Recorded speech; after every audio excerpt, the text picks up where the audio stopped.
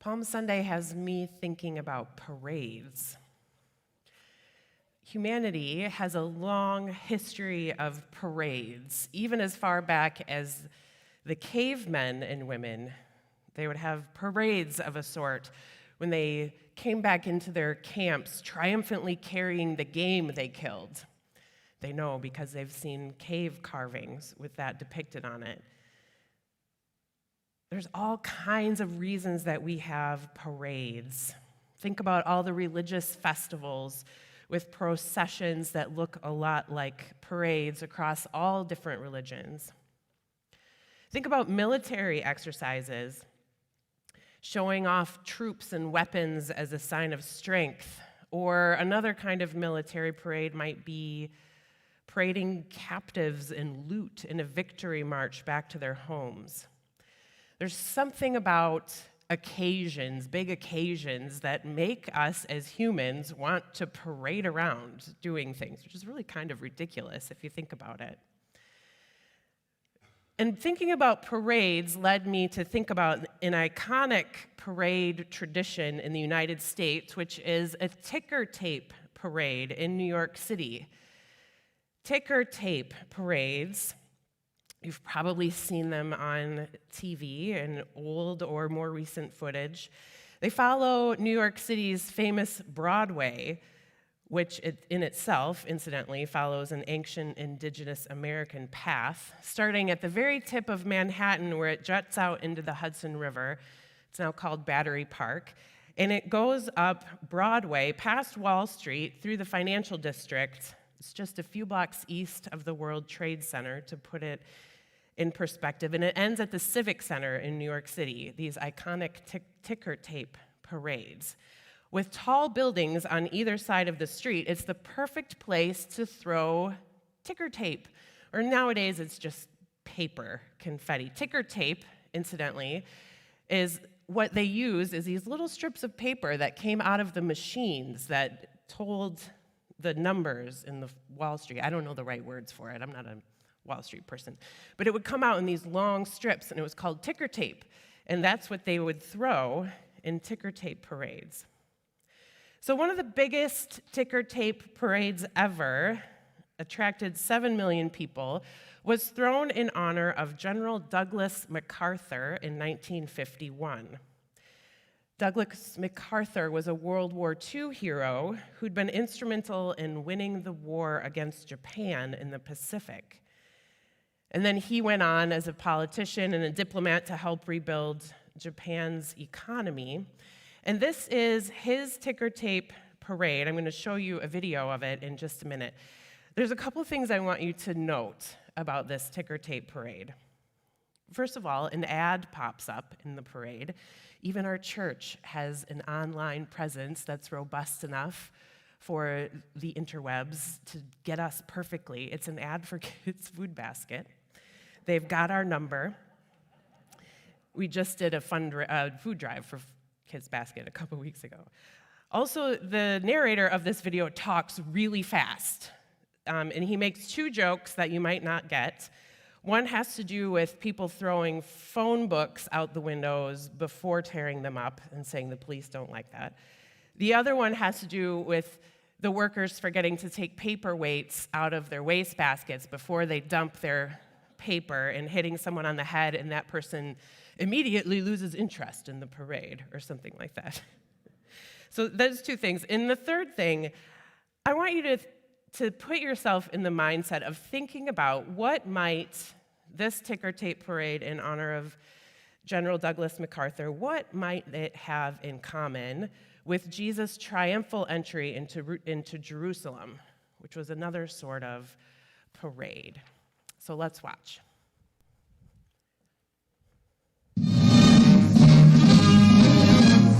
MacArthur's amazing triumphal procession halfway round the world reaches its climax as New York lets itself go in a spontaneous frenzy of hero worship.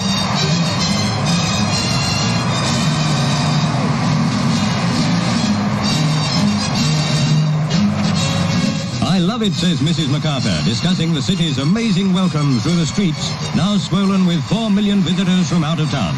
It's double the crowd that cheered Lindbergh and Eisenhower. the biggest welcome New York's ever given.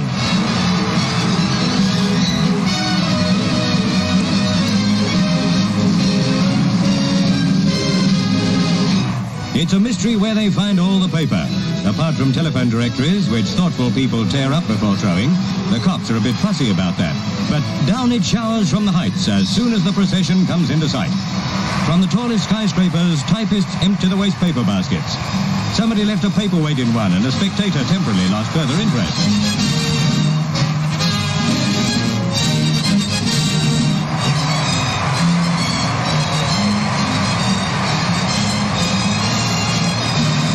66 motorcycle cops ahead, 50 cars behind the general, and New York gone mad. It's an occasion son Arthur can never forget. For New York, it's a chance to cheer and forget the world's troubles for a while. And New York is making the most of its chance.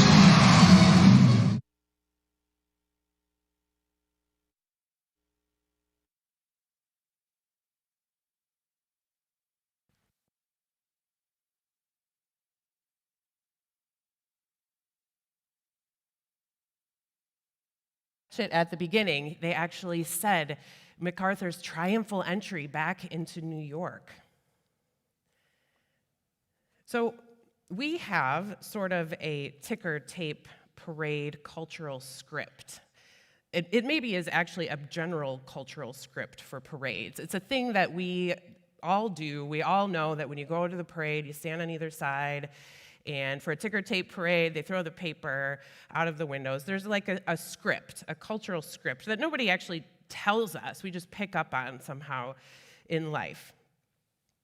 And we have this cultural script for parades, and so did the people in ancient Jerusalem when Jesus had his triumphal entry.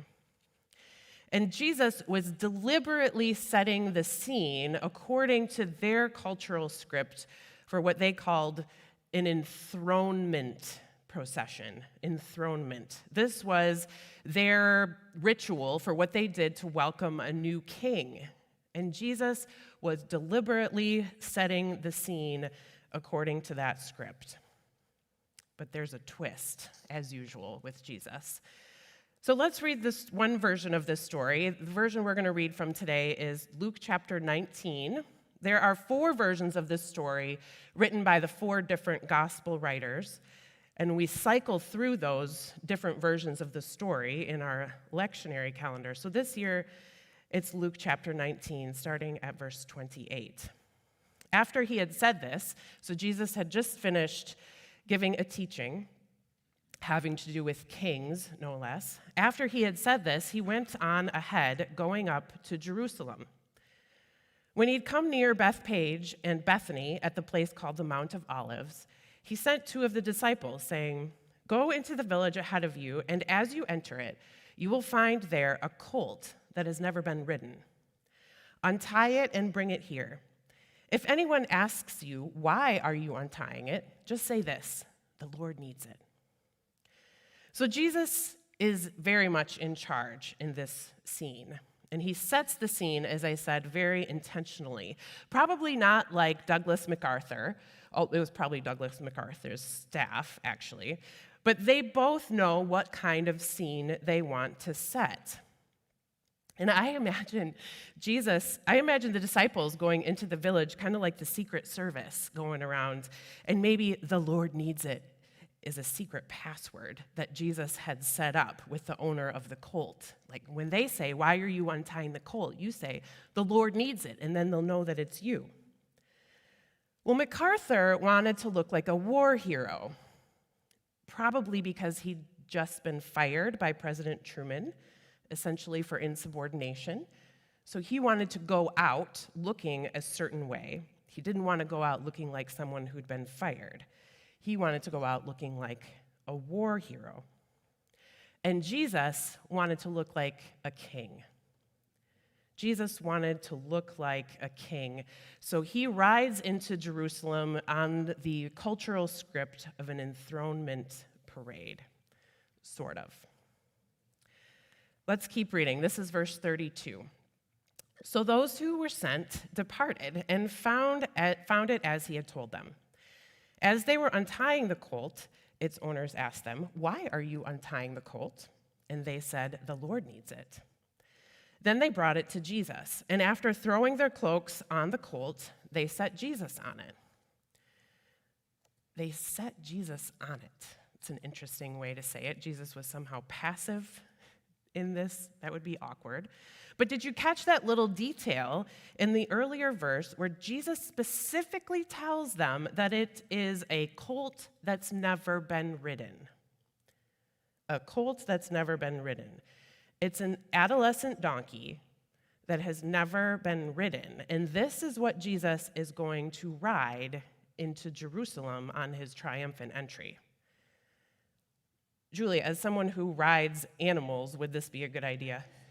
That's a super bad idea. Thank you. Thank you. This is not going to be a smooth, majestic ride. And there's not even a saddle for him to hold on to. It's just coats on this adolescent donkey. Super bad idea. Why? Why, Jesus?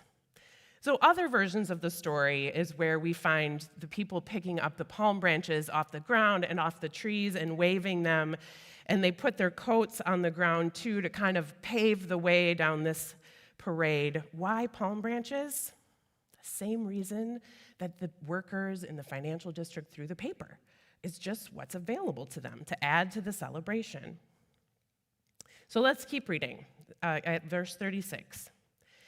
As he rode along, people kept spreading their cloaks on the road.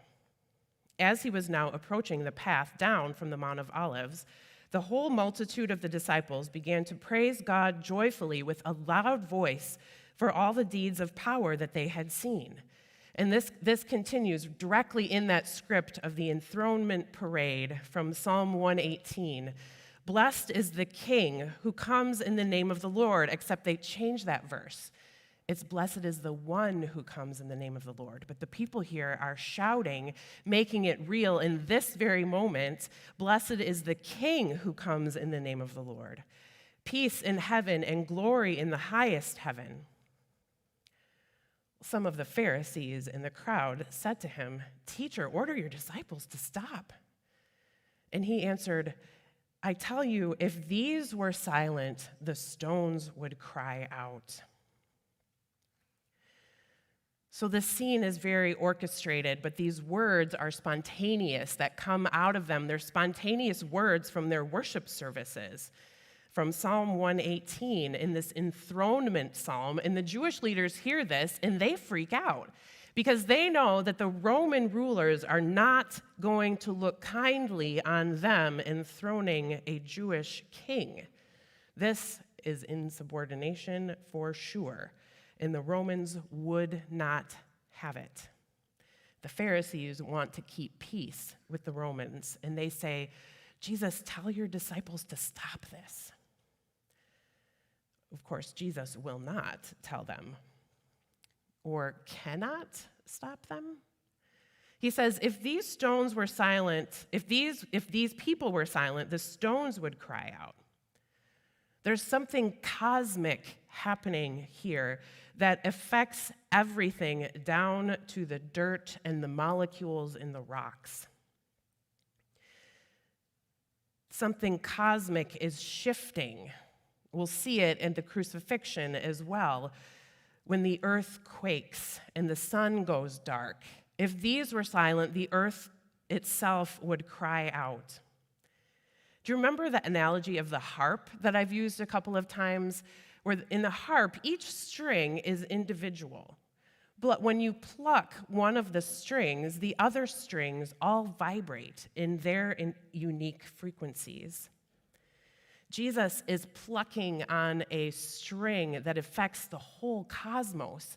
And there's these vibrations that they're all picking up on. And the people, the disciples, cry out and get their palm branches and throw their cloaks down in a response to this vibration. And if they didn't do it, the stones would cry out.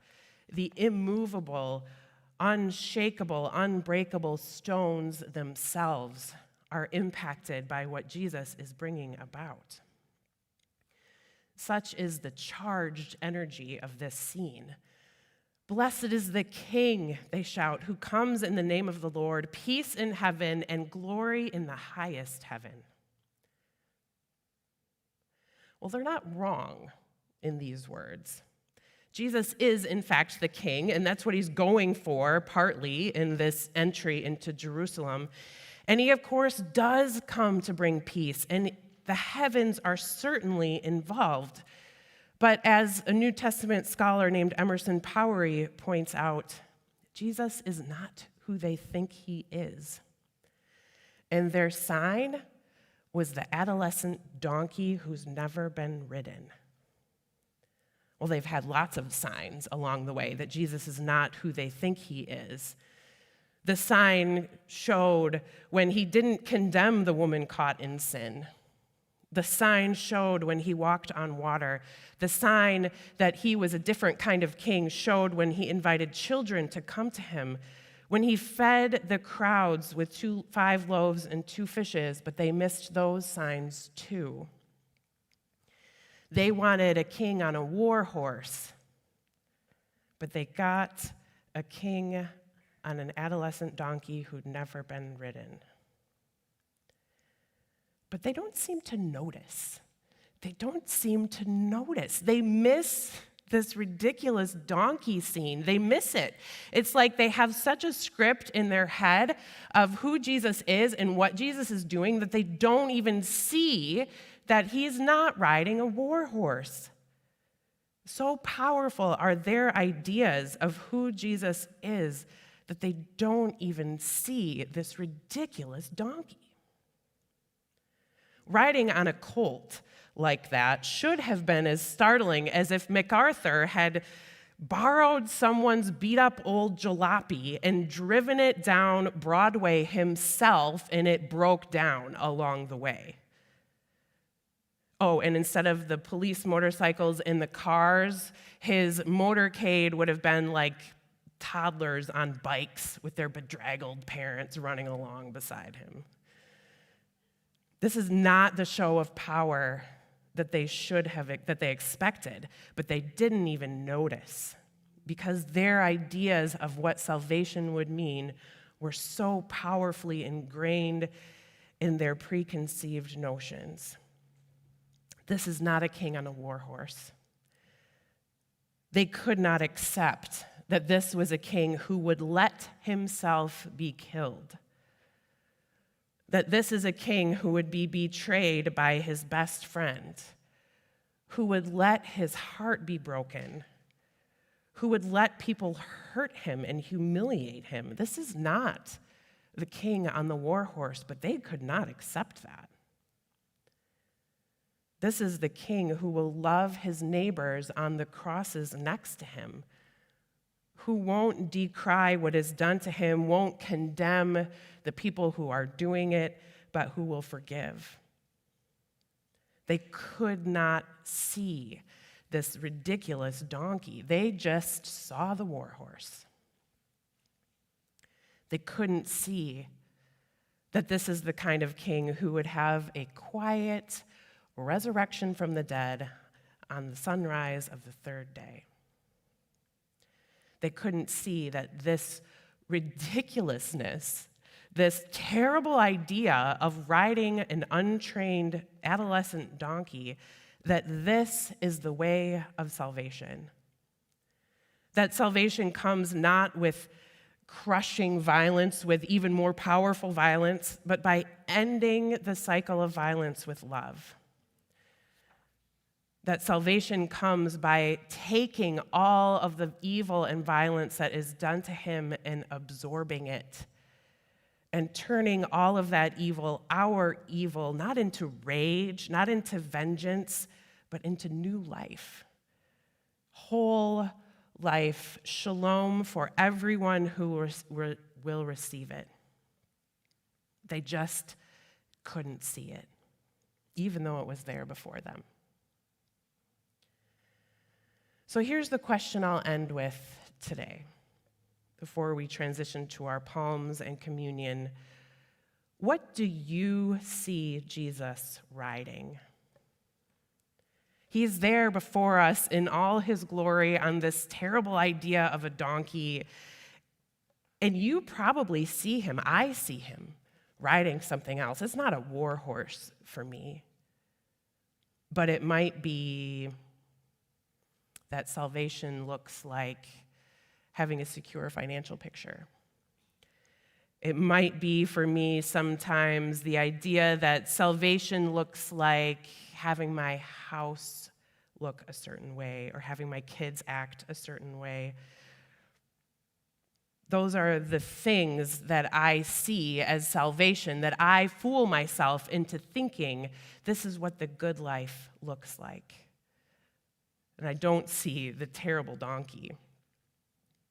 I don't see the unruly, inadvisable ways that Jesus acts and that Jesus invites us to enact as well. This is what salvation looks like. This is what salvation looks like in a world that clutches things and money and security so tightly. It's a terrible idea to live your life with an open hand. That's the way of the ridiculous donkey that Jesus calls us to ride. That's what the gospel looks like. The gospel looks like the terrible idea of letting yourself be hurt by someone in the name of love. It also looks like telling the truth when it's hard and setting boundaries when you need to. Sometimes it looks like putting others first, and that's the terrible idea. And sometimes it looks like putting yourself first, and that's the terrible idea. It looks like forgiveness, like owning up to your messes. It looks like returning hate with love. It looks like taking time to rest when you have a flood of work to do. This is what the gospel looks like, and sometimes it seems like a terrible idea, like riding an untrained donkey in a parade. But this is the way of salvation that Jesus leads us into. This wonderfully ridiculous way of living like Jesus did. So in a minute, I'm going to invite you into our Palm Sunday ritual of laying down palm leaves, remembering Jesus' triumphal entry into Jerusalem on his way to the cross. We're going to do it a little differently this year. The cross, as you probably saw when you came in, is in the midst of our ribbon prayers. We have been saying prayers for different people in our communities during Lent, and we've been tying ribbons to represent our prayers and to represent how our community gathers up the prayers of the people around us, of our neighbors, and bears them up to God in the same way that Jesus bears up the needs and the suffering of people and bears them up onto the cross. So I'm going to invite you to follow some footsteps, although I see they got discombobulated. Follow where you think the footsteps should go. Follow the footsteps and lay your palm branch at the foot of the cross. And as you do that, I invite you to imagine yourself laying down your war horse vision of salvation. As you walk toward the back, I want you to ponder, what are the things that you think look like? You don't actually think it, right? Because your frontal lobes would never think such a thing as someone who is part of Christianity and wants all of this to be true in the world and believes in Jesus. But what are those things in your brainstem that tell you that salvation looks like? Those knee-jerk things that you just cling to without really thinking about it, and lay them down at the cross along with your palm branch. And then I will invite you to come back to the front to receive communion. So